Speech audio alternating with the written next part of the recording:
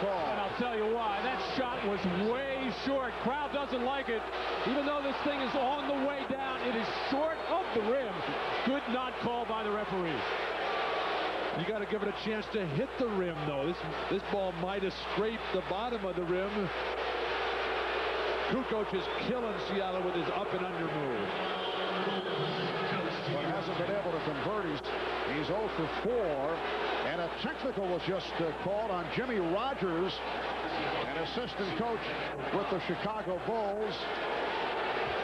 Jimmy complaining about the lack of the call. Felt there should have been a goaltend. Jimmy Rogers, one-time head coach of the Minnesota Timberwolves and the Boston Celtics. And Percy Hawkins, after missing his first 2 technical foul attempts, has hit his last 2.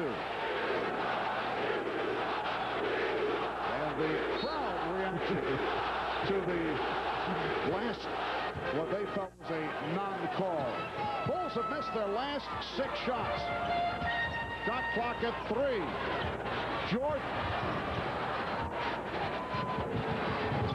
Jordan lighting up every time he sees that left shrimp anywhere near him. Michael now 5 of 10 from the field. Leads the Bulls with 13. Hawkins, pretty give and go between Kemp and Hawkins. Nice exchange, and the Sonics lead by 3. What a difference from game 1 for Seattle. It was all individual play. Now everybody involved. Kerr, yep. Steve Kerr creating by himself with a quick release, and cuts it to a 1-point Seattle lead. Perkins fouled, hit hard by Sally. And the Sonics are looking for a flagrant.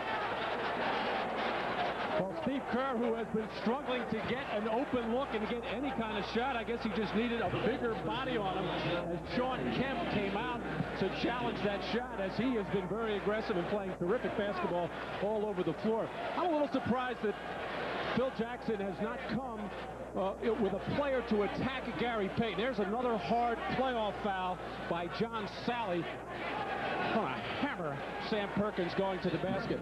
But right now, Gary Payton is able to defend Steve Kerr, who is not going to take the ball to the basket and draw fouls. And consequently, Payton's been able to just kind of roam around, freelance defensively, look to help out, just making sure he doesn't commit a foul. Chicago should try to isolate him, drive him, and try to pick up that 4th foul. Sam Perkins, who will celebrate his 35th birthday in a week and a half, acquired by Seattle from the Lakers back in February of '93 in the deal for Benoit Benjamin and the rights to Doug Christie. Sonics by 2. We're just under 1 minute to go in the first half. Chicago can play 2 for 1. Maybe post up for Kukoc. Jumping the pass.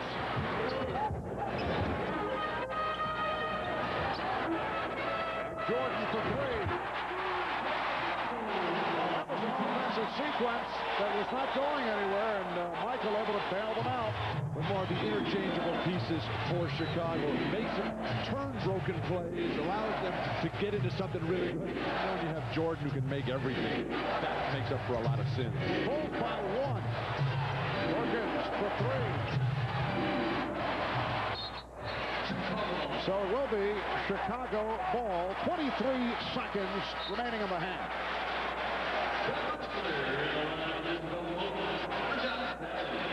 When Kukoc steps into that post area, everybody has to react, take 1 step closer to him, and that just leaves Jordan.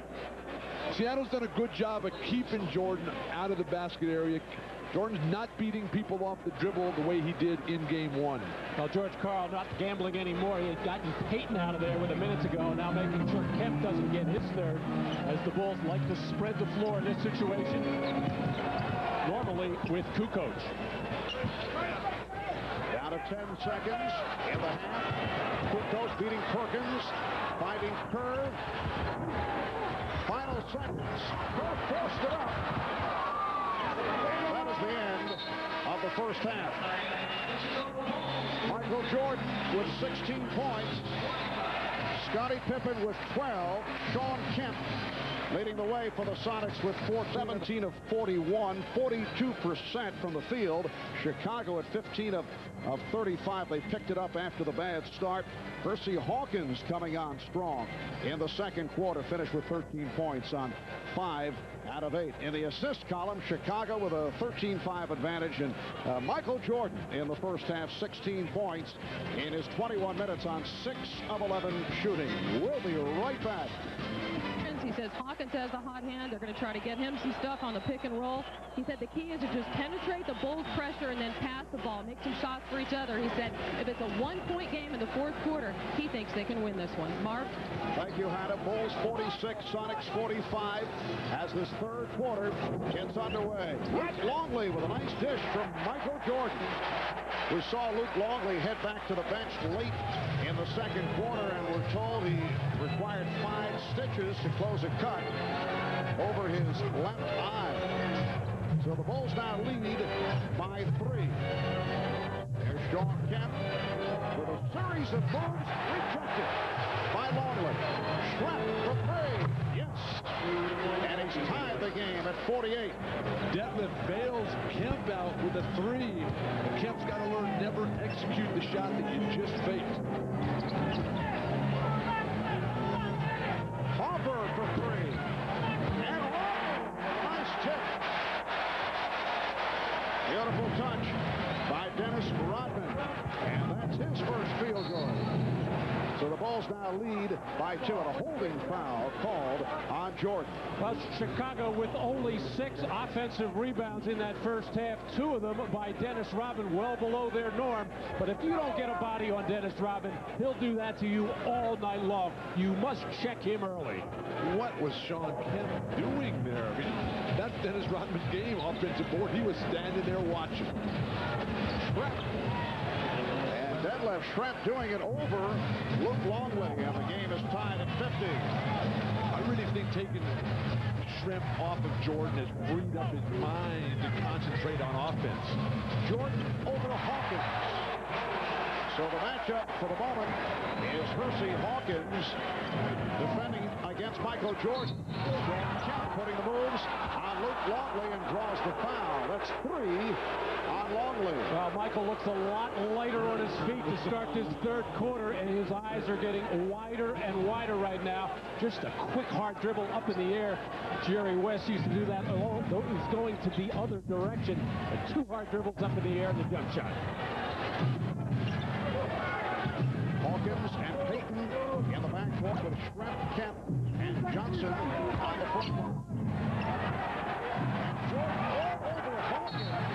Last touch by Hawkins. What a play defensively by Michael Jordan. It gets the Chicago bench going, the players on the floor going, and the crowd going when your best offensive player works that hard at the defensive end. And at the other end, Johnson is called for the foul, pushing Longley at the post. It is so wonderful to see how hard Michael Jordan and Scottie Pippen, or is it Scott Pippen, work on the defensive end. They just are in their man's face. Oftentimes, the length of the court, terrific inspiration to everyone. George Karl not happy with this illegal defense. Scottie Pippen was perched way out on the left side above the tip of the circle. The man guarding him, Detlef Schrempf, started to come over and double-team the little 2-man play, which he's perfectly allowed to do, and that's why the argument is going on there. Referee Hugh Hollins felt that Detlef Schrempf was doing something else. That's the 3rd illegal defense call against Seattle. Chicago's been caught 4 times. Michael Jordan off at the line. He's 3 for 6.